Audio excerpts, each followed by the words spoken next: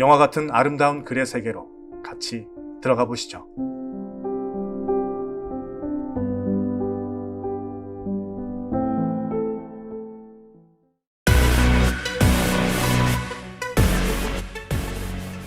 석 달 동안 있었던 조사 내용과 활동 결과에 대해서 자세한 보고를 하고 대사의 결정을 기다렸다.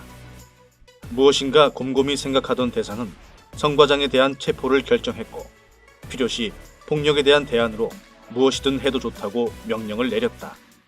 비서관과 서진은 다급히 인사를 하고 빠르게 대사관을 빠져나왔다. 대사관 상황실 여직원을 통해서 영사부에 있는 성 과장의 위치를 확인한 후 근처 작은 커피숍으로 차를 타고 이동했고 거의 도착할 때쯤 성 과장은 어제 만난 여성과 급하게 커피숍을 빠져나와 승용차에 올라탔다. 성 과장이 탄 차는 어디론가 다급히 출발하였다. 덩달아 바빠진 비서관은 가속 페달을 더욱 세게 밟았으며 워싱턴 도심 한가운데 그 승용차는 엄청난 속도로 달리기 시작했다. 사방의 차들이 경적 소리를 내며 그들의 질주를 바라보았다. 다급한 성 과장 차는 급 우회전을 하며 차량이 많은 곳으로 달렸다. 비서관도 따라 급 우회전하였지만 그들의 차량을 따라잡기에는 역부족이었다. 성 과장이 탄 차는 좌회전해서 다리를 건너기 시작했고 록강을 건너는 성 과장의 차를 비서관은 멀리서 지켜보기만 했다.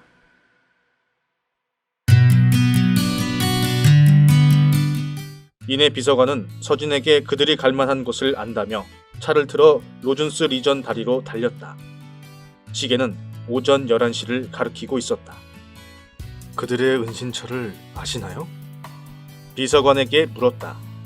비서관은 로즈 농산물 직판장에 차를 세우고 은신처 위치와 근처의 상황을 자세히 알려주었다.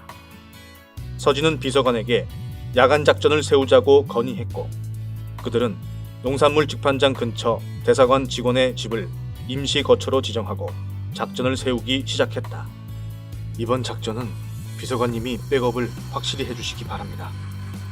서진과 비서관은 작전 회의를 마치고 대사에게 보고를 했다.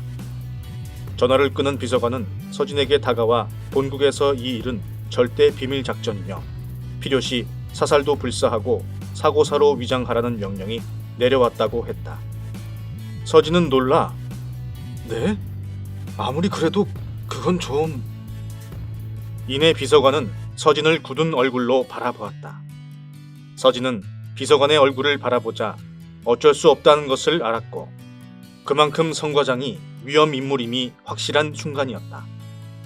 국고의 상당수를 횡령을 하고 개인의 안위를 위해 사람을 많이 죽인 인물이었기 때문에 이런 비밀 작전이 내려온 듯 보였고 그 행동 대장으로 어제 만난 그 여자였다. 여자의 신상을 자세히 들은 서진은 놀라지 않을 수 없었고 북에서 무단으로 넘어온 여자이자 사람을 벌레 죽이듯 죽인 사람이며 성 과장이 북에 있는 부모까지 공작으로 미국에 이주할 수 있도록 도와주었고 그녀의 가족을 미국에 살 수 있게 돈을 대준 것이었다.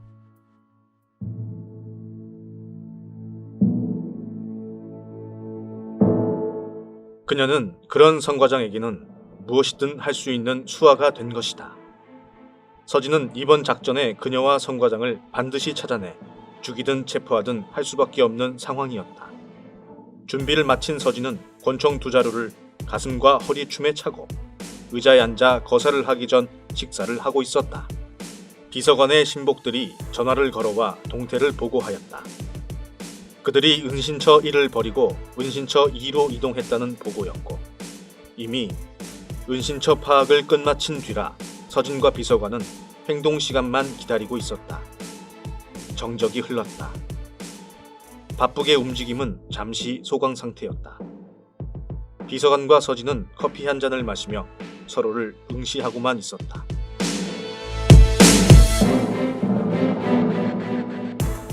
갑자기 문을 쾅쾅 두드리는 소리가 정적을 깼다.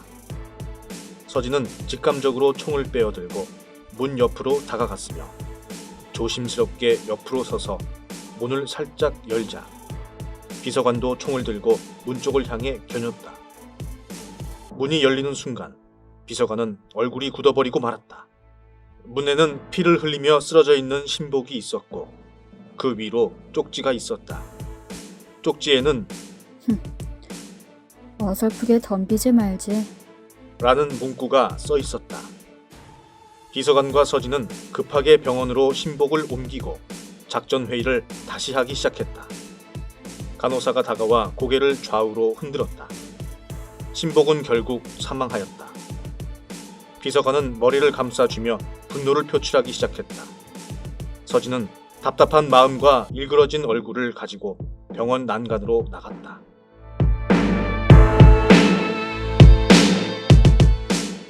한참 동안 멍하니 밖을 보다가 뒤로 돌아서려는 순간 어제 만난 성과장 신복인 그 여자가 급하게 병원을 빠져나간 것을 보았다. 순간 급하게 비서관을 찾아 뛰어갔다. 서진이 비서관을 부르며 뛰자 사망한 비서관 신복을 옮기기 위해 병실로 들어간 간호사의 외마디 비명소리가 들려왔다. 당황한 서진은 더욱 빠르게 뛰기 시작했다. 병실에 들어서자 비서관이 총을 맞고 쓰러져 있었다. 의사들과 간호사들이 달려와 비서관을 수술실로 급하게 옮겼다. 몇 시간이 지났을까? 서진은 수술실 밖에서 몇 번이고 사건을 다시 생각하며 결과를 기다리고 있었다. 이때 대사와 여직원이 급하게 달려왔다. 상황 보고를 하니 대사의 얼굴은 벌겋게 상기되어 분노하기 시작했고 수술실 문이 열렸다. 의사는 경과를 설명하며 생명은 건졌다고 말을 했고 대사와 여직원은 안도의 숨을 쉬며 대사관 직원을 총출동시켰다. 경계를 강화하고 비서관을 회복실로 옮겼다.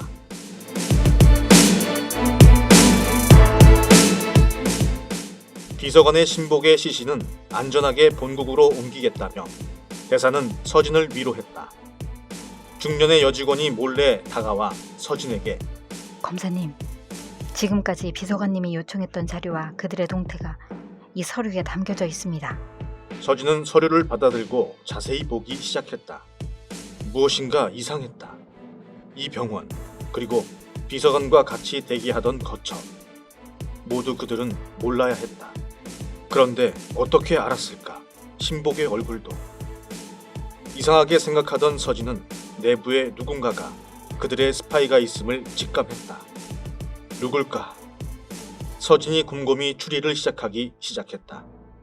무엇인가 알아차린 서진은 설마 하며 멍하니 병원 벽을 바라보았다.